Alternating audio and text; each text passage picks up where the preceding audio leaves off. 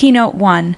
Dawn over the Fields original version you approved earlier unchanged. The sky above District 12 was a muted gray, the dawn's light creeping faintly over the cold, churned soil, but beneath that hush lay possibility.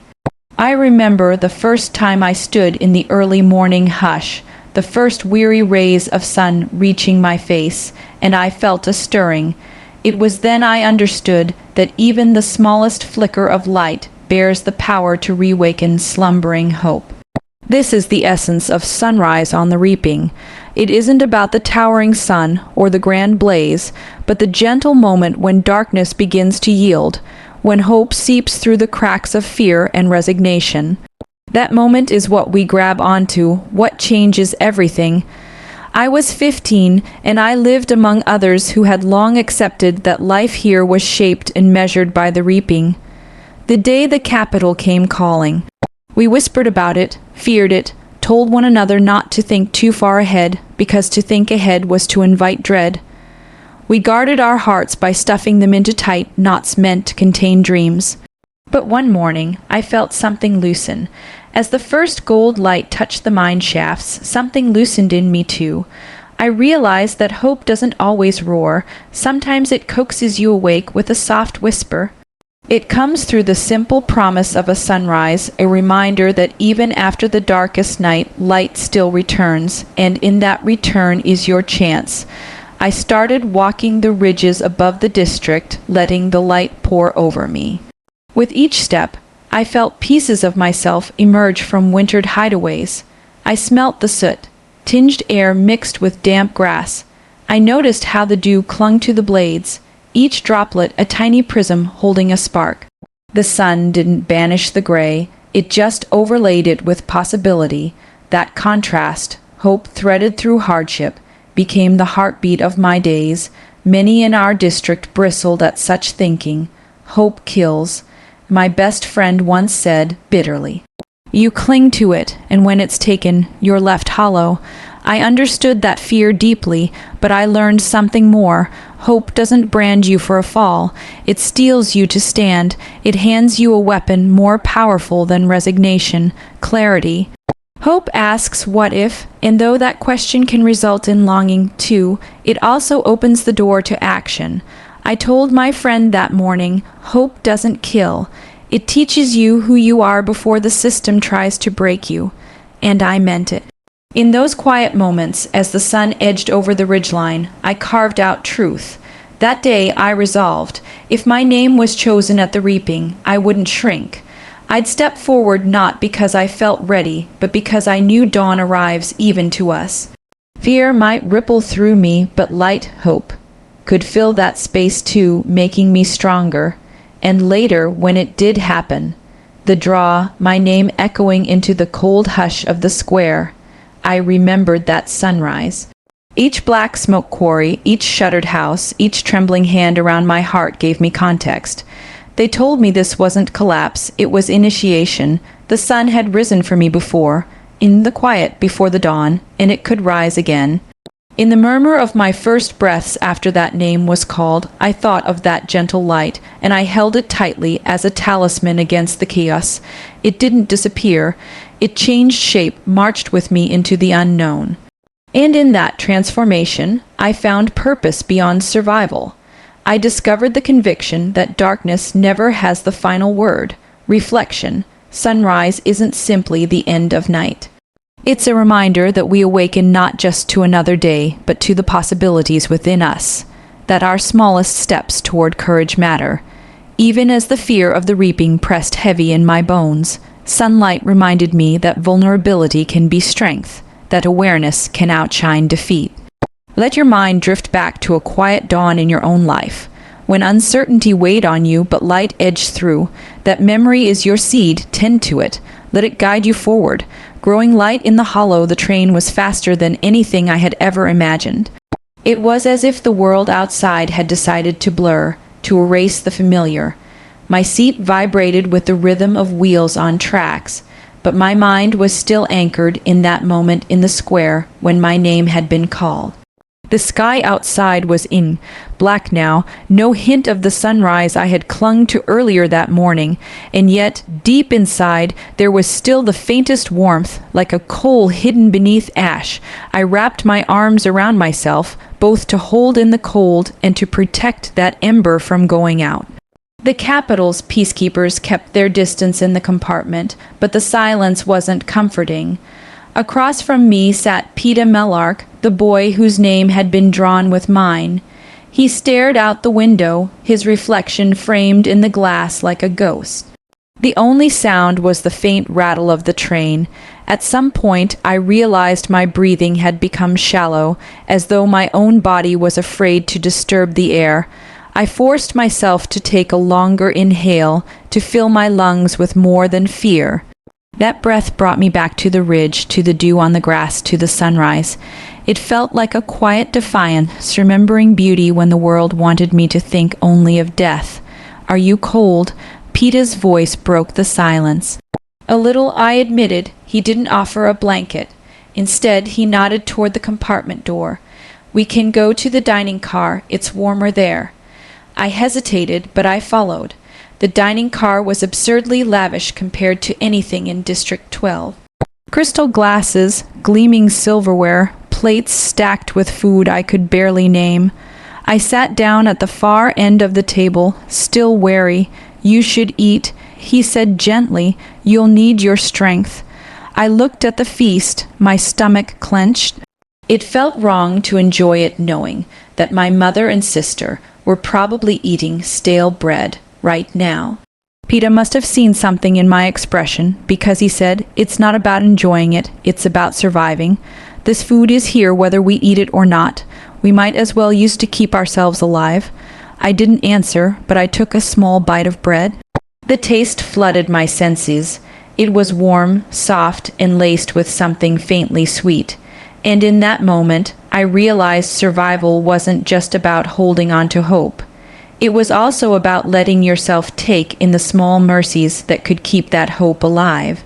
That night, after Peter had gone back to his compartment, I stayed in the dining car, staring at the flicker of candlelight against the silver cutlery.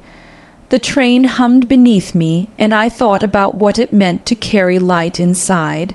In District 12, people often spoke of hopelessness as if it were armor. If you didn't hope, you couldn't be hurt when disappointment came. But I was starting to see it differently. Hope wasn't a weakness. It was a choice. It was the conscious act of refusing to hand over all your power to fear. The Capitol was trying to hollow me out before I even stepped into the arena. The endless luxury, the overwhelming sights, the unspoken reminder that I was property now. It was all designed to make me forget myself. But if I let my ember go out, I wouldn't just be losing hope. I'd be losing my identity. When we arrived at the Capitol the next morning, the station was an explosion of color and sound. Cameras flashed, people in costumes that defied logic screamed our names. The smell of perfumes and burning fuel clashed in the air. I didn't wave, I didn't smile, I kept my ember close. Every step onto that platform was a reminder, you are still you. You are still the person who stood on a ridge and watched the sunrise, no matter how strange this place becomes. That night, in my room in the training center, I looked out at the Capitol skyline. The buildings were bathed in artificial light so bright it almost drowned out the stars. I thought of home, of how the stars had always been my compass in the dark. Here, the stars were hidden, but I knew they were still there, just like my sunrise, reflection. You don't need perfect conditions for hope to survive. In fact, the darker and more alien the world becomes, the more that ember matters. You can carry it in your chest, feed it quietly, and let it grow in the hollow spaces that fear tries to fill. And sometimes the act of remembering who you are is the most powerful form of rebellion. Mid-morning resolved the arena is not silent. It hums low and constant like the breath of a predator just beyond the edge of sight. The air itself feels alive, bending and shifting under the Capitol's unseen hand. On that first morning, the sun rose too quickly, as if pulled up on strings. Its light fell across a landscape designed to test every instinct I had and every instinct I lacked. I could smell damp earth mixed with the metallic tang of blood not my own, not yet, but close enough to be a promise.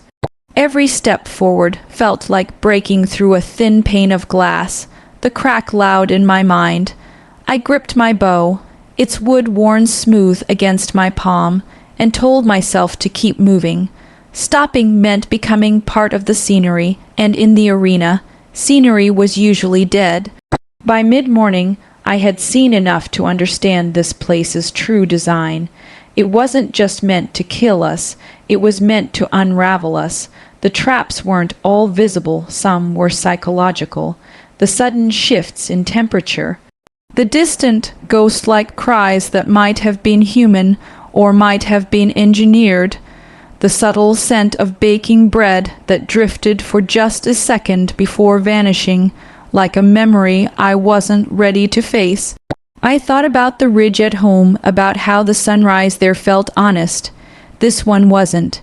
It was a performance, carefully staged to appear warm, but hollow when you looked too closely.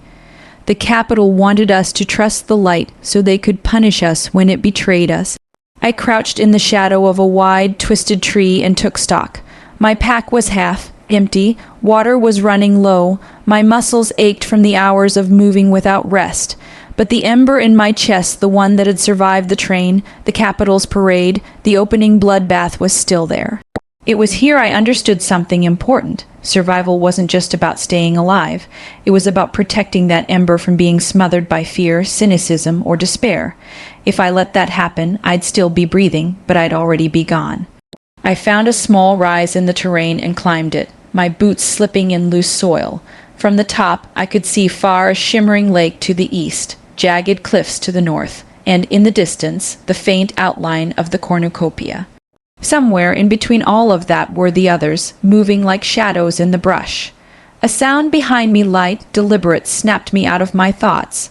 I turned slowly, arrow ready. It was Rue. She didn't speak at first. She just looked at me, her eyes wide, her small hands gripping the strap of her bag. I lowered my bow an inch, just enough to let her know I wasn't going to shoot, not yet. "You're high up," she said softly. "Easier to see," I replied, "and easier to be seen." She countered, the corner of her mouth twitching in what might have been a smile. Her words weren't meant as a threat.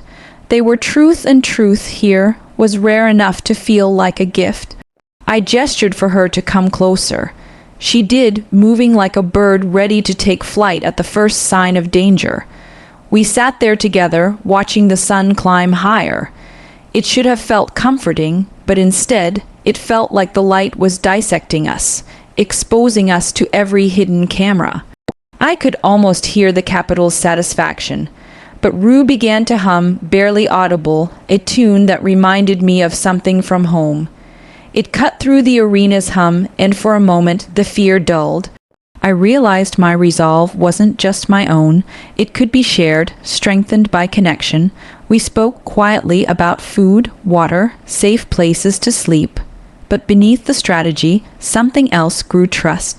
Not the naive kind that ignored the fact we might one day have to face each other as enemies, but the kind that says, "For now, I see you, and I won't let the darkness swallow you whole." By the time the sun reached its peak, I had made a decision. I wasn't going to let the Capitol dictate how I saw myself, or how I treated the people around me. They could control the arena, the rules, even the air we breathed, but they couldn't force me to kill the part of myself that still believed in more than survival. That was my mid-morning resolve, to keep moving, yes, to keep breathing, but also to keep my light alive and to guard it as fiercely as I guarded my own heartbeat. Reflection: in your own life, there will be arenas not with hidden traps and cameras, but with pressures designed to make you forget who you are. In those moments, your greatest act of resistance is to hold onto your inner light, even when everything around you is built to extinguish it. High noon choices by the time the sun hung directly above the arena. The air felt heavier not from heat, but from tension. High noon has a way of forcing clarity. Shadows shrink. Every movement becomes visible. There's nowhere to hide, and every choice you've delayed demands an answer. The day began with a stillness so complete it felt unnatural.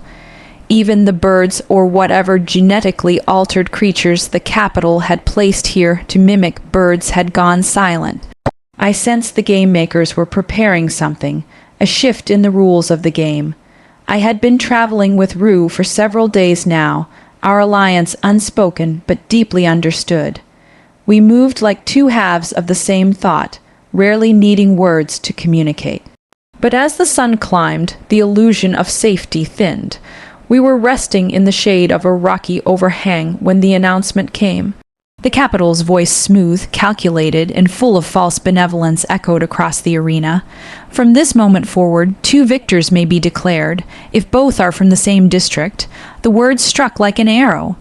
I could feel the ripple of calculation passing through every tribute in the arena. For me, it meant PETA. I didn't even have time to think about the logistics. My first thought was simply, he's still alive. Rue tilted her head at me. That changes things for you. Yes, I admitted, but it doesn't change us. Not yet. Her eyes softened, and I knew she understood. Alliances in the games were temporary by nature, but this one, for however long it lasted, was built on more than strategy.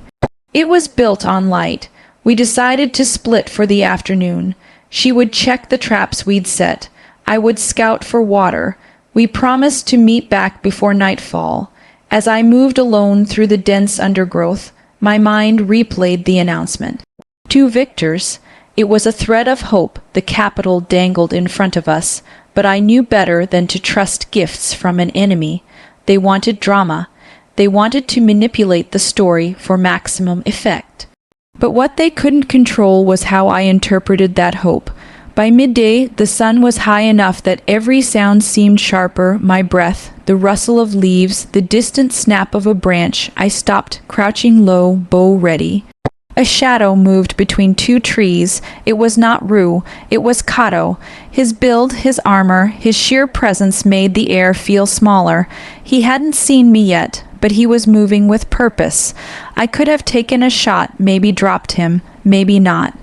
My fingers itched on the bowstring, and then I remembered the ember in my chest, the part of me that wasn't just here to win, but to win without losing myself.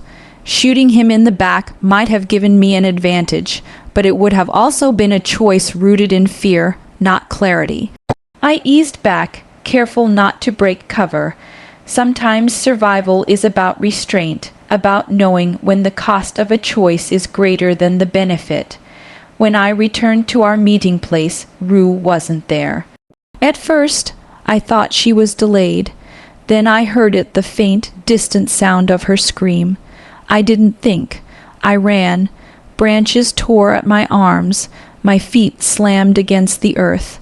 Every second was a lifetime. I found her caught in one of the capital's traps, a crude net strung high in the trees, and standing beneath her, spear in hand, was Marvel. Time slowed. My bow was up before I even knew I'd drawn it. The arrow struck him in the chest. His expression shifted from triumph to shock to emptiness in the span of a breath. I cut Rue down, but it was already too late. She was bleeding, her breaths shallow. She smiled faintly at me. "You have to win," she whispered. The ember in my chest flared painfully. I wanted to promise her more than victory. I wanted to promise her a world without this cruelty. But all I could do was hold her hand until the light left her eyes. High noon had brought me a choice I hadn't anticipated. Not between life and death, but between surrendering to the darkness of the arena or honoring the light of someone who had trusted me completely. I built her a small bed of flowers, covering her gently. It was not strategy. It was defiance. It was a statement to the capital and to myself. You cannot strip away my humanity, no matter how you manipulate the rules. That afternoon, I set out to find PETA. Not because the Capitol told me I could have a partner, but because Rue had asked me to win, and I knew I couldn't do that without holding onto the part of myself she had seen. Reflection: in life, high noon moments come when the truth can't be avoided. You will face decisions that test not just your goals, but your values. Sometimes the bravest thing you can do is make a choice that honors who you are, even when it costs you more than you think you can bear. The new dawn the night before the end was restless. Sleep wouldn't come, not with the weight of what was ahead pressing against my ribs. Peta and I had survived longer than anyone expected, longer than we had any right to in the Capitol's eyes. But I knew the game makers weren't going to let it end quietly. The arena was too still, too quiet, the air thick with expectation. The Capitol thrived on spectacle, and the final act would be no different. Peta sat across from me, his leg injured but his posture steady. "Do you think they'll really let us both go?" I wanted to say yes. I wanted to feed that fragile hope, but honesty felt more important. "I think they'll change the rules again." He didn't look surprised. "Then we decide how this ends." The phrase stayed with me through the long hours until dawn. We decide how this ends. It wasn't just about survival. It was about reclaiming the smallest piece of control in a place designed to strip it away. When morning came, the sky was a pale wash of color, the kind of fragile light that feels like it could vanish if you breathe too hard. We moved slowly toward the cornucopia, knowing that's where the Capitol wanted the finale. Kato was waiting. The fight was brutal, a flurry of blows, shouts, and raw survival instinct. The mutts the Capitol unleashed were worse than anything I'd imagined, grotesque, relentless. We fought together, Peta and I, until it was over, and then came the twist, the announcement. The rule allowing 2 victors was revoked. The silence that followed was heavier than any sound. I could feel the cameras closing in, waiting for one of us to make the first move. Peta's eyes met mine. "Do it," he said quietly. "No," I said. "We both go, or they get nothing." The berries were in my hand before I'd fully thought it through. The plan was simple, reckless, and completely ours. If we died together, the Capitol's games would end without a victor, their grand spectacle turned into a hollow ending. We counted together, 1, 2, and then at the last second the voice returned, dripping with false magnanimity. "Stop, stop, we have our victors." The relief was sharp, almost painful, but it wasn't joy that filled me as the hovercraft carried us away. It was the understanding that the Capitol would never forgive this, and that surviving was only the beginning of the real fight. That morning, as we were crowned in front of the Capitol's roaring crowds, I thought of Rue's smile. I thought of the ridge back home, the dew on the grass, the honest sunrise. The one we had now wasn't honest. It was staged, gilded, artificial, but deep inside I carried the real one, the ember that had survived every attempt to extinguish it. That was the new dawn, not the Capitol's celebration, not the cameras, not the victory feast. The new dawn was the choice we made to define the ending ourselves, to hold onto the light we'd carried all along, and I knew then, even if the Capitol controlled the sky, they could never truly own the sunrise. Reflection: the end of one battle is often the beginning of another. The real victory isn't just in surviving, but in surviving with your values intact. When you face a moment where the world tries to define your ending, remember you have the right to choose how your story is told.